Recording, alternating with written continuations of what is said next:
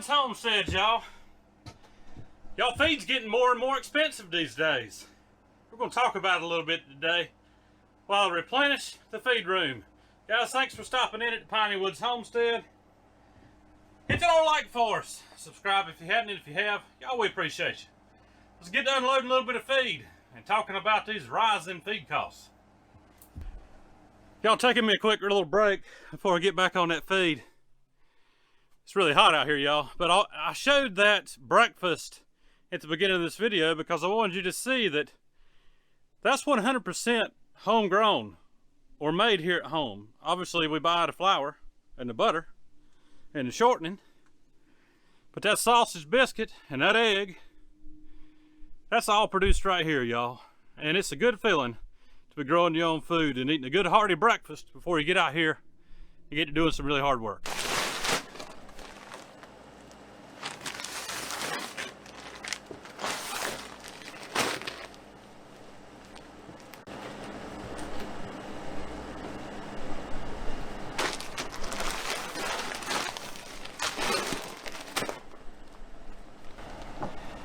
Y'all, I'm gonna sit here in the shade just a second and talk to you because it is awful hot, y'all, awful humid, some storm clouds rolling around, so I really want to get this feed put up before it gets rained on. Y'all, the new feed room is working out great. What I actually ended up doing, I don't know if you can see up there, I actually cut a 1 foot square opening on the interior wall of Lisa's shop. Put some fine mesh over it and put that new dehumidifier in her back room. And what it's doing is it's pulling out the moisture from this room. It's really tight, but moisture still finds its way in. And it's keeping all this feed dry. I've got a little meter in here that tells me the current humidity, and it's running between 45 and 55 to 60% during the day. If it's raining or it's at night and it's really humid, it has gotten up to close to 70%. But for the most part, it's running down there in the 40s, which is really good, keeping that feed good and dry. You don't want no mold, nothing like that on your feed, y'all. But I'm loading in some 16% chicken feed, some Purina chicken feed. It's got the Do More brand on it. It's from Tractor Supply. And y'all, it's not the only feed store we use. It's just the one that you're seeing me unloading from today. And I know I always wear the hat. People ask me why you wear that hat. Well, once you get a hat nasty, you just keep wearing it. If I had some more hats that I wanted to get nasty, didn't mind getting nasty, I'd wear them too. Anyways, $20 bill, y'all, for a 50-pound bag of 16% with some added calcium. That's about, I think it's about a 12% increase versus 3 months ago when we bought feed. Hog feed's the same way. Everything has gone up in our neck of the woods, anywhere from probably 12 to 15%. Even the farmers, the few that we have around, there's not many where we're at. At one time, there was plenty of agriculture. And you get a little further out than where we are, there's more. But even those farmers are having to charge more for corn freshly combined out of the field, dried on the stalk. And that's not put in a grain bin with a drying unit to get that moisture level on down. Anyways, we're paying more for feed. I'd imagine for those of you that are still shopping for most of everything you need at the grocery store, you're seeing an increase there as well. I know we don't buy much from the grocery store, like I've told you. Staple goods, for the most part. Bucket of ice cream once in a while, because I like that ice cream. My daddy's got me hooked on Bluebell. That stuff's really good. Anyways, there's an increase in things in the stores. Probably it doesn't matter where you're at by now. So it's going to cost more to produce meat. So far, it's not costing us any more to produce vegetables. I'm sure that'll change too. I know fertilizer prices have gone up. We don't use a lot of chemical fertilizers, synthetic fertilizers, but we do use them, y'all. But we use it in moderation. So we don't have a big expense on fertilizer. But the feed expense is real, and it's going to continue to go up, it's looking like. And you know, when stuff usually goes up, it doesn't usually come back down. So we're going to have to get used to that. If you're not raising any food, y'all, raising your own meat, now's the time. It's beyond time. Get out there and start raising some meat. I'm going to keep putting some feed in here, try not to have a heat stroke. And maybe I can bring you a laugh or two today, encourage you a little bit.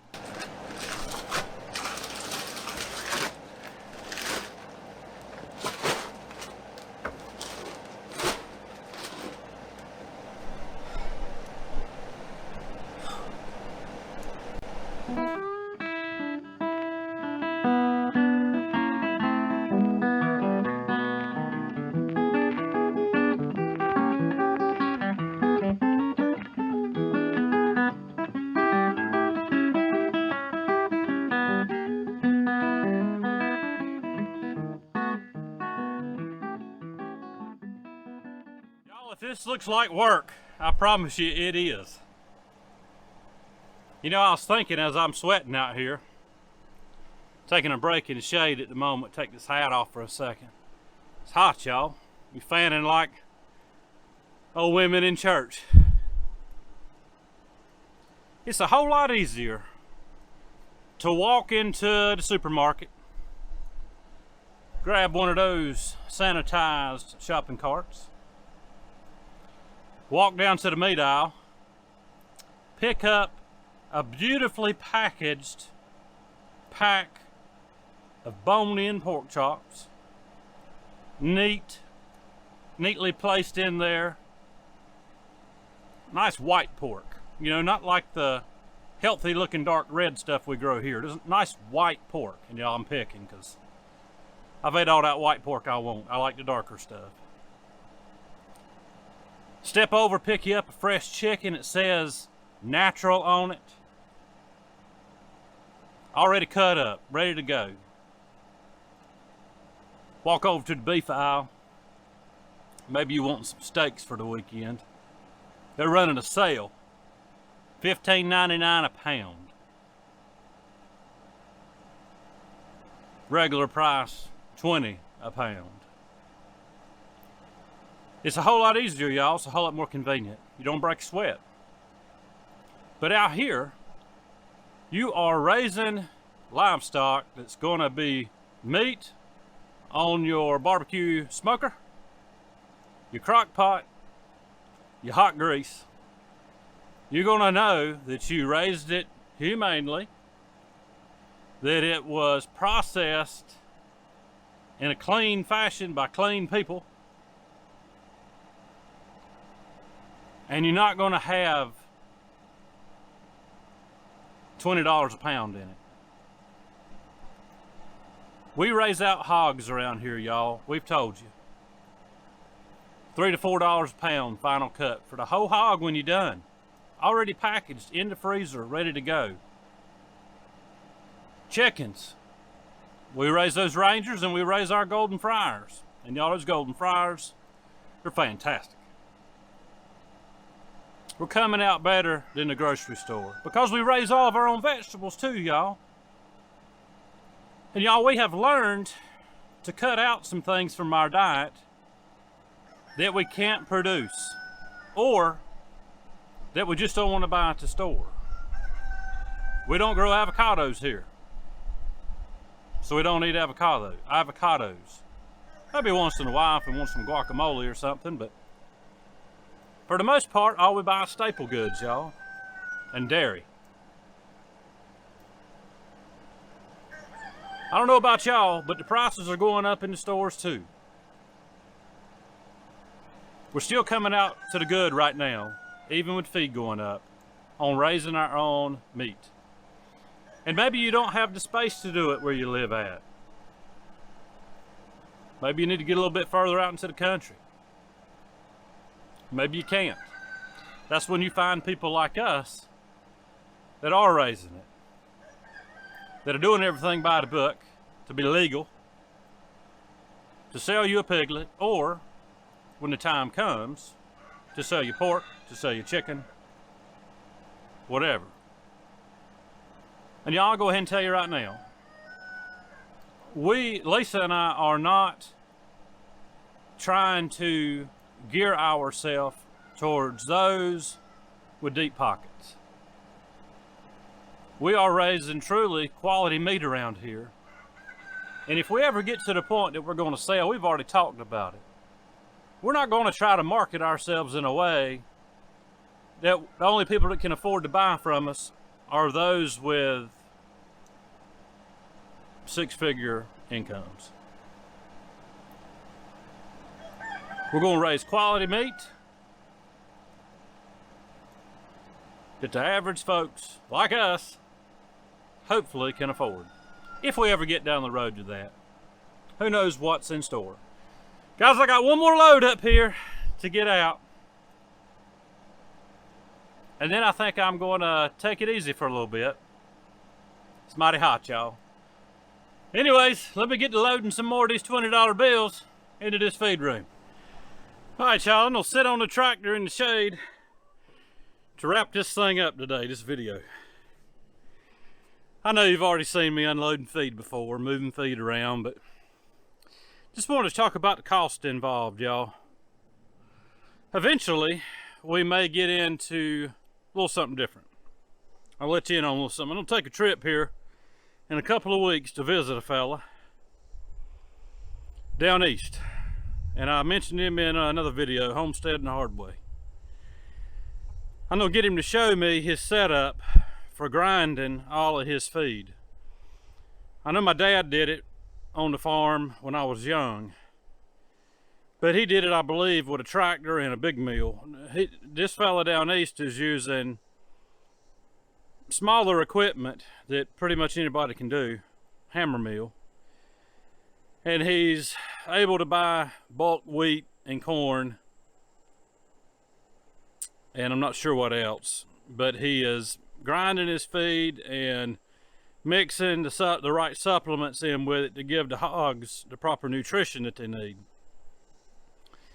But anyways, I'm gonna check on that, because that may be something we do in the future here, if we can get access to bulk grains from some local avenues. Maybe, we'll see.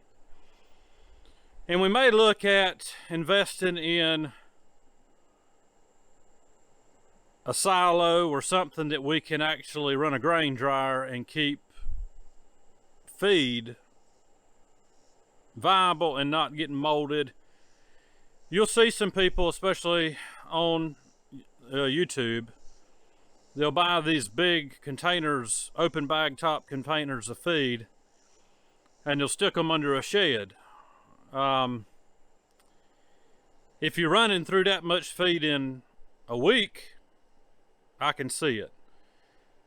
But if it's going to sit out there, especially with the humidity that we have had this summer from really the end of May till now, there's no way, y'all, if you're feeding out like we're doing, let's see, 1, 2, 3 hogs that we maintain, and piglets as well, and a couple to top out. There's no way to keep that fresh. That's why we've got the feed room, and y'all, it's working out great. Hadn't had any issues since we got that thing set up. And there is almost 2,500 pounds of feed sitting in that feed room right now. And now that's a lot of money. So there's more cost-effective ways to do it, but until this point, this is how we've had to do it. By the bag. Y'all, it's just a little bit easier on us to handle it that way. That's how we're set up for it. And that's something to consider if you're ever going to breed animals. Make sure you're set up for the right capacity to store feed, bulk feed.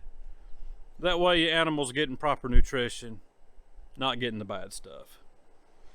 But guys, we love living this way. We want to encourage you to live this way too. You can do it. It just takes some sweat. It's not as easy as walking down that air-conditioned aisle with your clean, sanitized shopping cart to the meat aisle, or the produce section of the grocery store, buying that produce from California, Mexico, wherever. Grow it and pick it and harvest it in your own backyard if you can. You can do it. If we're doing it, anybody can do it. I promise you that. Y'all have a good day, a great week. We'll see you on the next video.